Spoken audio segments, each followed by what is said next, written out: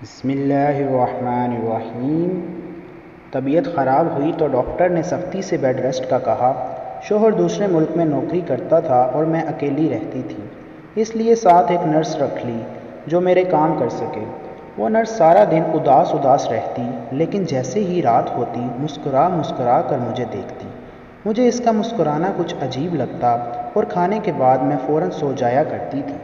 کچھ دنوں سے طبیعت بوجھل ہو رہی تھی۔ جب ملازمہ دوائی دینے لگی تو دیکھا ایک دوائی اضافی تھی۔ میں نے پوچھا تو گھبرا گئی۔ ڈاکٹر سے اس دوائی کے متعلق پوچھا تو قیامت ٹوٹ پڑی کہ وہ رات۔ میرا نام سجل ہے، میرا تعلق فیصلہ آباد کے ایک غریب گاؤں سے ہے۔ میرے ابا کی اسی گاؤں میں بہت سی زمینیں تھیں اور وہ سارا دن انہی کو دیکھتے تھے اور انہی سے ہمارا گھر چلتا تھا۔ میری اماں بھی ایک سرکاری اسکول میں پڑھاتی تھیں اور ابا کی مدد کرتی تھیں، اور اس کے ساتھ ساتھ ہی گھر کے کام کرتیں اور ہماری بھی تعلیم و تربیت کرتیں، اور ہمارے ابا بہت ہی اچھے سے گزر بسر ہو رہا تھا اور ہم ایک خوشحال زندگی گزار رہے تھے۔ ہم 2 بہنیں اور ایک بھائی تھا اور میں گھر میں سب سے بڑی تھی۔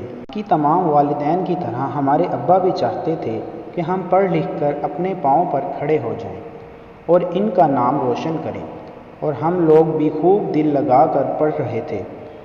اسی طرح وقت گزرتا رہا۔ دیکھتے ہی دیکھتے میرے اسکول اور کالج کی تعلیم مکمل ہو گئی اور اب مجھے یونیورسٹی میں داخلہ لینا تھا، لیکن ہمارے علاقے اور آس پاس کے گاؤں میں کوئی بھی یونیورسٹی نہ تھی، اس لیے مجھے پڑھنے کے لیے گاؤں سے شہر یونیورسٹی آنا پڑا، اور پھر میں روز گاؤں سے شہر آتی جاتی۔ یہ کافی مشکل تھا، لیکن کچھ پانے کے لیے کچھ کھونا تو ضرور پڑتا ہے۔ جیسے ہی میرا داخلہ یونیورسٹی میں ہوا تو ابا کی طبیعت کچھ ٹھیک نہیں رہنے لگی۔ وہ اکثر بیمار رہنے لگے۔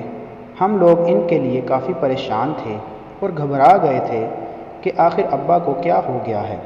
پھر ایک دن جب میں یونیورسٹی سے گھر آئی تو میں یہ دیکھ کر حیران رہ گئی تھی کہ ابا بے ہوش پڑے تھے۔ گھر میں کوئی بھی موجود نہ تھا۔ میرے چھوٹے بہن بھائی پڑھتے تھے اور وہ اپنے اسکول کالج گئے ہوئے تھے، اور اماں کو آج اسکول میں کچھ کام تھا، اس لیے انہوں نے مجھے بتایا تھا کہ وہ دیر سے گھر آئیں گی، اور کہا کہ تم جلدی آج گھر آ جانا اور ابا کا خیال رکھنا۔ مگر مجھے کچھ دیر ہو گئی۔ گھر میں وقت لگ تو جاتا ہے۔ میں جلدی سے ابا کی یہ حالت دیکھ کر لوگوں کو اکٹھا کرنے لگی، اور سب لوگ ان کو نزدیک ایک ہاسپٹل لے گئے۔ ڈاکٹر سے پورا علاج کروایا تو انہوں نے بتایا کہ اب یہ مزید کام کا بوجھ نہیں لے سکتے، کیونکہ ان کے دماغ کا مسئلہ ہو گیا ہے۔ اگر انہوں نے کوئی بھی پریشانی لی تو ان کی حالت مزید خراب ہو سکتی ہے۔ کوئی بھی ایسی بات یا کام نہ کہیں جس سے ان کو کوئی تھوڑی بہت بھی پریشانی ہو۔ ہم نے بول دیا ٹھیک ہے۔ اماں کافی پریشان تھیں کہ اب گھر کا خرچہ کیسے چلے گا، اور ایک ہی بیٹا ہے اور وہ بھی چھوٹا۔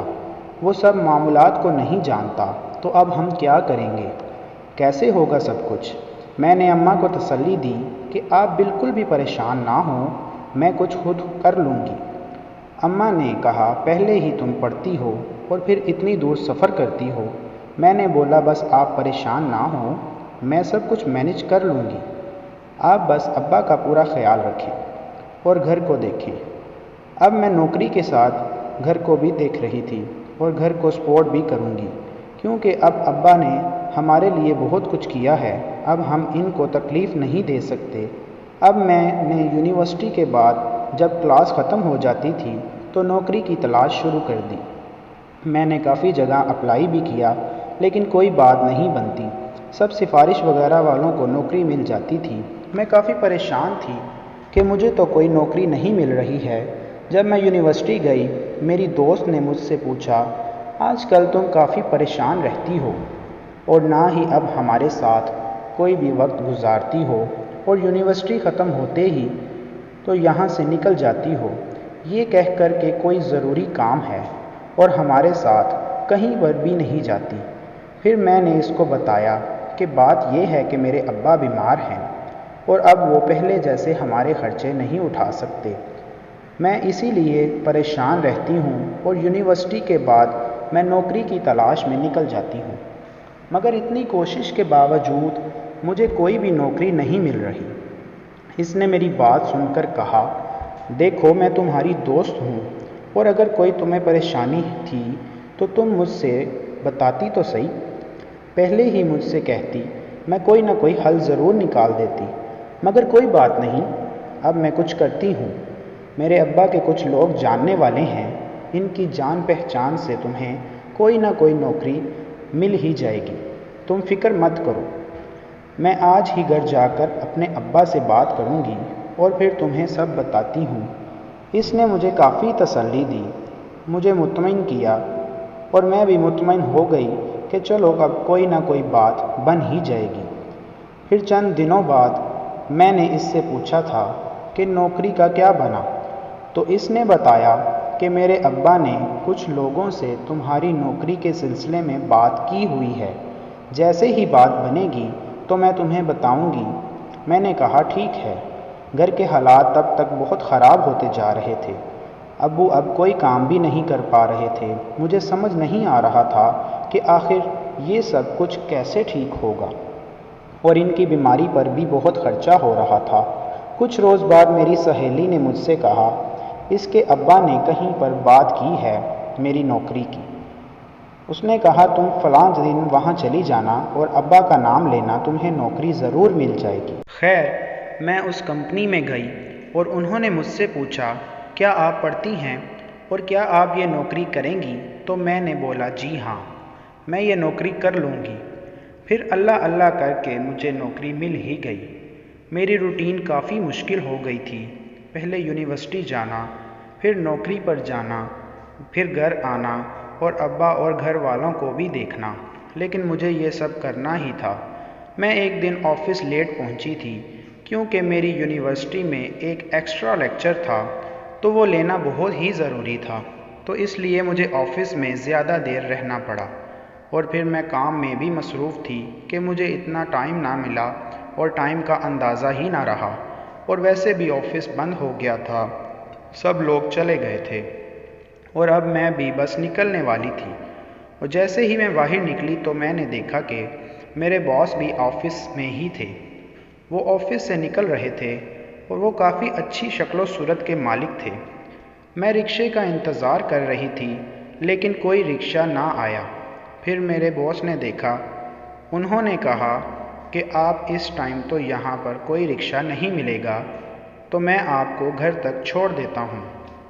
پہلے تو میں نے انکار کر دیا، لیکن سچ میں وہاں سے کوئی سواری اس ٹائم پر نہیں مل رہی تھی، اور وقت بھی بہت مناسب نہیں تھا، اور ملک کے حالات بھی تو کچھ ٹھیک نہیں، کوئی بھی برا حادثہ ہو سکتا تھا۔ خیر، میں نے ان کی بات مان لی اور ان کے ساتھ بیٹھ گئی۔ پہلے تو راستے میں ہم دونوں ہی خاموش رہے تھے، پھر انہوں نے پوچھا کہ آپ کی فیملی میں کون کون ہوتا ہے اور آپ کیا کرتی ہیں؟ میں نے ان کو زیادہ تو اپنے بارے میں کچھ بھی نہیں بتایا، بس کہہ دیا تھا کہ میں اس نوکری کے ساتھ ساتھ پڑھتی بھی ہوں، یونیورسٹی سے سیدھا جاب پر آ جاتی ہوں اور پھر یہاں سے بس پکڑ کر اپنے گھر یعنی اپنے گاؤں چلی جاتی ہوں۔ تو انہوں نے کہا یہ تو کافی مشکل ہوتا ہوگا، آپ کے لیے پورا دن کافی محنت کرتی ہیں، اور پھر اس طرح میرا گھر آ گیا اور میں نے ان کا بہت شکریہ ادا کیا۔ وہ نہ ہوتے تو آج میں بہت زیادہ پریشان ہو جاتی۔ آپ کی مدد کا شکریہ۔ کوئی بات نہیں۔ اب کھانا کھا کر میں اپنے کمرے میں جب آرام کرنے گئی تو میں نہ چاہتے ہوئے بھی اپنے باس کے بارے میں سوچنے لگ گئی تھی، یار وہ کتنے اچھے ہیں، اور امیر بھی، وہ کتنے اچھے سے بات کرتے ہیں۔ بس مجھے معلوم ہی نہ ہوا کہ کب میں اس کے بارے میں سوچتی سوچتی سو گئی۔ پھر اگلا دن تھا اور وہی ایک تھکا دینے والی میری روٹین تھی۔ میں صبح جلدی جلدی اٹھی، نماز پڑھی، پھر ابو کے ساتھ کچھ وقت گزارا اور ان کو دوائیاں دے کر اپنی یونیورسٹی کے لیے نکل گئی، اور پھر یونیورسٹی سے فری ہو کر چلی گئی۔ آج بھی مجھے وہاں کام کرتے کرتے کافی ٹائم لگ گیا، اور پھر اس سائٹ پر کوئی بھی رکشہ بس ایک مخصوص وقت کے بعد نہیں آتے تھے۔ پھر باس نے مجھے لفٹ دی اور اسی طرح میرا گھر آ گیا۔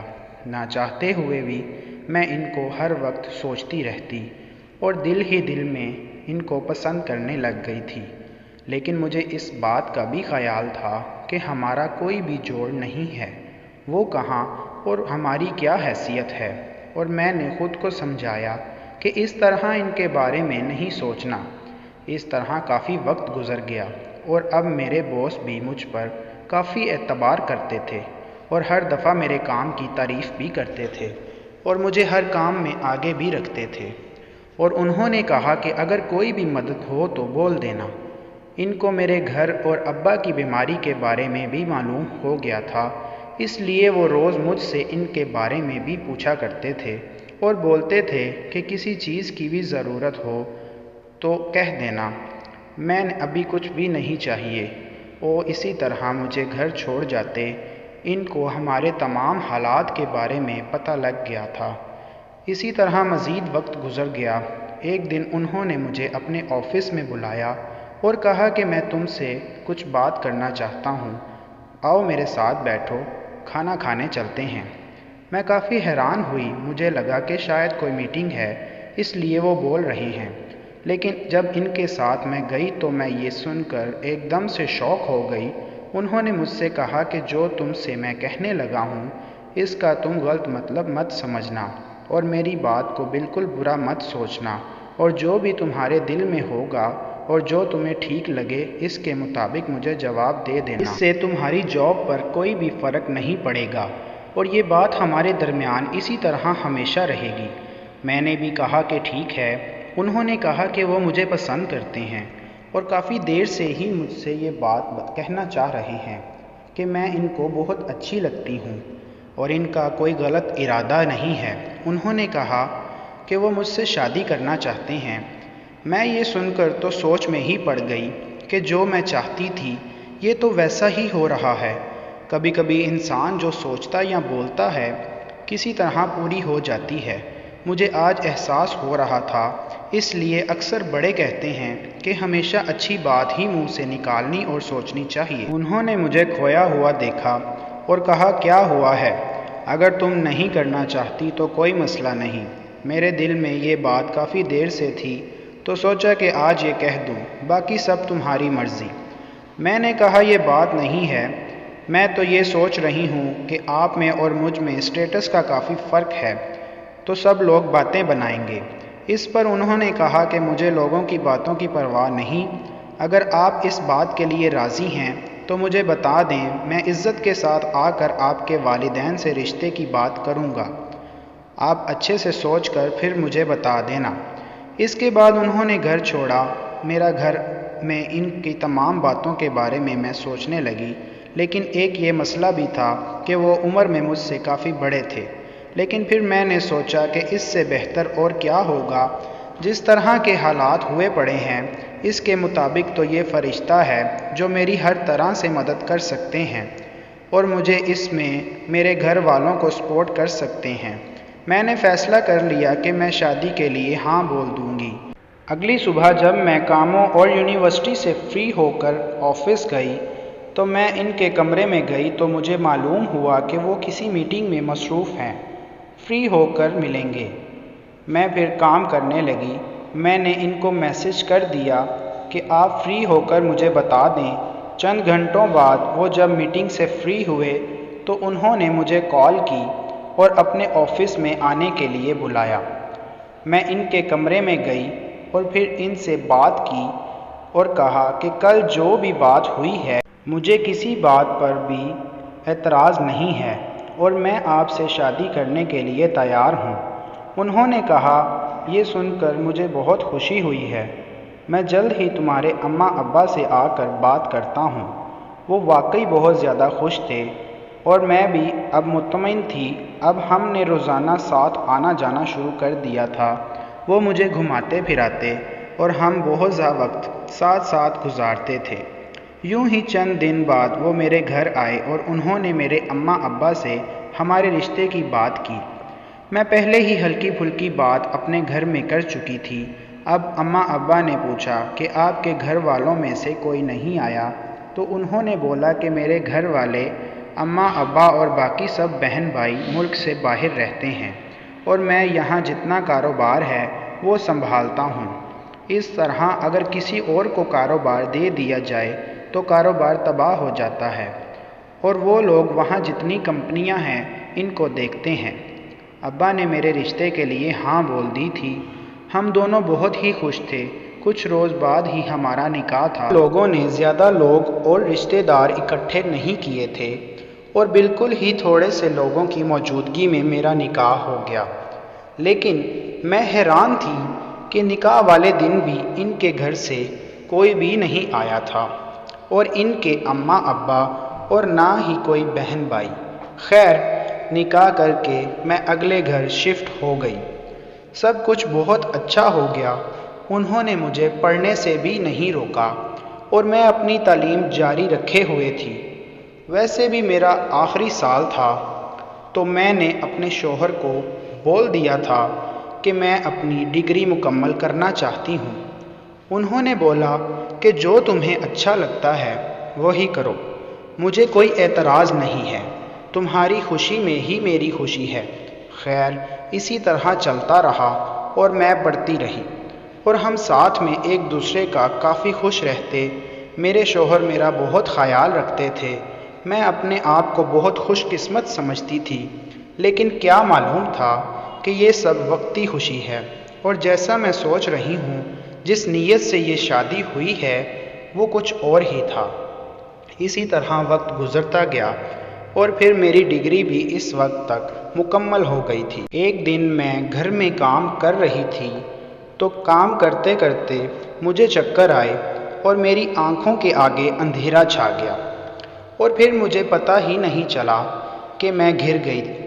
ملازم نے میرے شوہر کو فون کر کے بلایا اور وہ فوراً اپنے تمام کام چھوڑ کر آ گئے تھے۔ وہ مجھے جلد از جلد ہسپتال لے کر گئے۔ وہاں جا کر جب میرے شوہر نے ڈاکٹر سے پوچھا اس کو کیا ہوا ہے تو ڈاکٹر نے بتایا کہ خوشخبری ہے، آپ کی بیوی امید سے ہے۔ یہ سن کر تو میرے شوہر جیسے خوشی سے ہی پاگل ہو گئے تھے۔ ڈاکٹر نے بولا ان کا اس حالت میں پورا خیال رکھیے گا۔ میرے شوہر نے کہا میں اس کا پورا خیال رکھوں گا۔ پھر ہم گھر آ گئے۔ میرے شوہر بہت خوش تھے۔ انہوں نے مجھے مہنگی گاڑی گفٹ کی تھی۔ ہم لوگ اس بات کو لے کر بہت خوش تھے۔ ایک دن میں کوئی کام کر رہی تھی تو مجھے معلوم نہ تھا کہ آگے پانی ہے۔ میرا پاؤں سلپ ہو گیا اور میں بری طرح سے گر گئی۔ مجھے ہوش نہ رہا۔ مجھے جلدی سے ہسپتال لے کر جایا گیا۔ ڈاکٹر نے بولا سب کچھ ویسٹ ہو گیا ہے۔ یہ خبر سنتے ہی میرے شوہر تو جیسے صدمے میں چلے گئے۔ ایک دو دن میں ہاسپٹل رہی اور پھر مجھے گھر لے آئے۔ میں نے اپنے شوہر کی یہ حالت آج سے پہلے کبھی نہ دیکھی تھی۔ پھر ایک دن میں ان کے پاس گئی اور بولا دیکھیں میں نے یہ جان کر نہیں کیا اور ویسے بھی اولاد کا ہونا یا نہ ہونا سب اللہ کی مرضی ہے۔ اگر اس نے ہم سے یہ نعمت واپس لے لی ہے تو اس میں ہمارے صبر کا امتحان ہے۔ آپ بالکل فکر نہ کریں، وہ ہمیں پھر سے اولاد کی نعمت سے نوازے گا۔ آپ اللہ پر بھروسہ رکھیں۔ وہ میری بات سمجھ گئے۔ انہوں نے کہا سچ میں اس میں تمہاری کوئی بھی غلطی نہیں ہے۔ اور پھر سب کچھ ٹھیک ہونے میں کچھ دیر لگی اور سب روٹین کے مطابق ہو گیا۔ چند ماہ بعد رات میرے شوہر کام سے جلدی گھر آ گئے۔ ہم کھانا کھا رہے تھے کہ میرا دل بھر آیا اور مجھے الٹیاں آنے لگیں۔ میرے شوہر نے کہا آؤ ڈاکٹر کے ہاں چلیں۔ جب ہم گئے تو اس نے کہا کہ آپ کی بیوی پھر سے امید سے ہے، لیکن ان کو کافی ویکنس ہے، اس لیے مجھے بہت خیال رکھنا ہوگا، اور ڈاکٹر نے مجھے مکمل بیڈ ریسٹ بتا دیا۔ میرے شوہر میرا بہت خیال رکھتے تھے۔ انہوں نے کچھ دن آفس سے بھی چھٹیاں لے لی تھیں اور میری ہر چیز، دوائی، کھانے پینے، ہر چیز کا خیال رکھتے تھے۔ پھر ایک دن ان کو ایک کال آئی کہ ان کو کام کے سلسلے میں ملک سے باہر جانا تھا، تو وہ چلے گئے اور جانے سے پہلے انہوں نے میرے پاس ایک نرس رکھ دی تھی تاکہ وہ میرا خیال رکھے۔ میں کافی اداس تھی، لیکن شوہر کا جانا بھی ضروری تھا۔ انہوں نے مجھے بولا تھا اپنا بہت خیال رکھنا اور کوئی بھی کام خود مت کرنا، اور اسی لیے یہ نرس رکھ دی ہے۔ پھر وہ چلے گئے۔ انہوں نے میرا بہت خیال رکھا، وقت پر ہر چیز کرتی، کھانے پینے کی ہر چیز کا ٹائم کرتی، لیکن یہ چپ رہتی تھی اور دیکھنے میں بھی مجھے ضرورت مند لگتی تھی۔ میں نے کافی مرتبہ اس سے پوچھنا چاہا، بات کرنا چاہی، لیکن یہ زیادہ بات نہیں کرتی تھی اور ایک دن کے وقت تو بہت زیادہ اداس رہتی تھی۔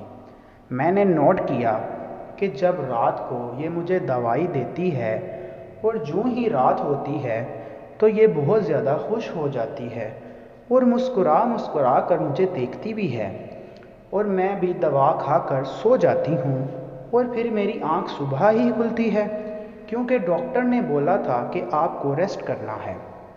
ایک رات میں نے غور کیا اور اپنا نسخہ پڑھا تو میں یہ دیکھ کر حیران رہ گئی کہ جو دوا وہ مجھے کھلا رہی تھی وہ اس میں لکھی ہی نہیں تھی۔ مجھے لگا دال میں کچھ کالا ہے۔ میں نے سوچ لیا کہ آج جب یہ مجھے دوا دے گی تو وہ گولی میں نہیں کھاؤں گی اور اس کے سامنے اس طرح ظاہر کروں گی کہ میں نے وہ گولی کھا لی ہے، اور جب اس نے مجھے وہ دوا دی تو وہ گولی میں نے نہیں کھائی اور میں نے سونے کا جھوٹ موٹ کا ڈرامہ کیا۔ جب رات کافی ہو گئی تو مجھے لگا کہ گھر میں کوئی آیا ہے اور ایک آدمی کے بولنے کی آواز آ رہی تھی۔ میں کافی ڈر گئی، مجھے سمجھ نہیں آ رہا تھا آخر یہ سب کیا ہے۔ میں اپنے کمرے سے اٹھی اور باہر گئی۔ اس نرس کے کمرے کا دروازہ کھلا ہوا تھا۔ میں یہ دیکھ کر حیران رہ گئی تھی۔ میرے تو پاؤں تلے سے زمین ہی نکل گئی کہ وہ شخص اور کوئی نہیں بلکہ میرا شوہر ہی تھا۔ وہ دونوں آپس میں بہت قریب تھے۔ میرے شوہر نے اس سے پوچھا کہ تم نے اس کو وہ دوا دے دی ہے؟ وہ اب سو رہی ہے نا؟ اس نے بولا جی میں نے دے دی ہے۔ پھر اس نرس نے کہا کہ اب تک ہم یوں ڈر کر اس طرح چھپ کر ملتے رہیں گے۔ میرے شوہر نے بولا کہ تم پریشان نہ ہو، تمہیں تو معلوم ہے کہ یہ شادی میں نے کیوں کی ہے اور میں صرف اور صرف تم کو ہی اپنی بیوی مانتا ہوں۔ میں تو یہ سن کر حیران اور پریشان ہو گئی کہ یہ اس کی بیوی ہے۔ میں غصے میں اندر گئی اور یہ دونوں مجھے دیکھ کر حیران رہ گئے۔ میں نے بولا یہ سب کیا ہے اور میں یہ کیا سن رہی ہوں؟ دونوں مجھے کہتے رہے کہ ایسا کچھ نہیں ہے۔ پھر میرے شوہر نے مجھ سے بہت برے طریقے سے بات کی کہ تم زیادہ اڑو مت، جاننا چاہتی ہو نا یہ کون ہے تو سنو، یہ میری پہلی بیوی ہے اور اس سے میں نے پسند کی شادی کی تھی اور بہت دھوم دھام سے شادی کی تھی۔ میرا مقصد تم سے شادی کرنے کا صرف اتنا ہی تھا کہ یہ ماں نہیں بن سکتی اور میرے گھر والے مجھے اور اس کو اولاد نہ ہونے کا طعنہ لگاتے رہتے ہیں، اور پھر میں نے تم سے اولاد کے لیے ہی تو شادی کی ہے۔ ایک بار اولاد ہو جائے تو میں تمہیں چھوڑ دوں گا۔ ویسے بھی اس شادی کا کسی کو بھی معلوم نہیں ہے اور میں نے سب کو بتایا ہوا ہے کہ میری پہلی بیوی ہی امید سے ہے۔ اس کی گود میں بچہ دے دوں گا، اور ان کی باتیں سن کر میں تو بہت پریشان ہو گئی۔ میں تو مجبور تھی، کچھ بھی نہیں کر سکتی تھی، اور اسی طرح میری اولاد دنیا میں آ گئی اور اس کو اسی وقت اس عورت کے ہاتھ میں دے دیا گیا۔ میں بس سائڈ پر پڑی رہتی تھی۔ اچانک ایک دن ان کی پہلی بیوی سب کچھ لے کر انہیں چھوڑ کر بھاگ گئی، اور پھر اس وقت ان کو اپنے کیے گئے غلط رویے اور ظلم کا احساس ہوا۔ انہوں نے مجھ سے معافی مانگی اور میں نے بھی دل بڑا کر کے معاف کر دیا۔ اب پھر سب کچھ نارمل ہو گیا اور ہم خوشی خوشی رہنے لگے۔ دوستو، اگر آپ کو ہماری یہ ویڈیو پسند آئی تو کائنڈلی ویڈیو کو لائک کریں، شیئر کریں اور ہمارے چینل توفیق وائس کو سبسکرائب کر کے بیل آئیکن لازمی دبائیں تاکہ ہماری آنے والی ہر نئی ویڈیو آپ تک بر وقت پہنچتی رہے۔ تو ملتے ہیں کل ایک نئی ویڈیو کے ساتھ، تب تک کے لیے اللہ حافظ۔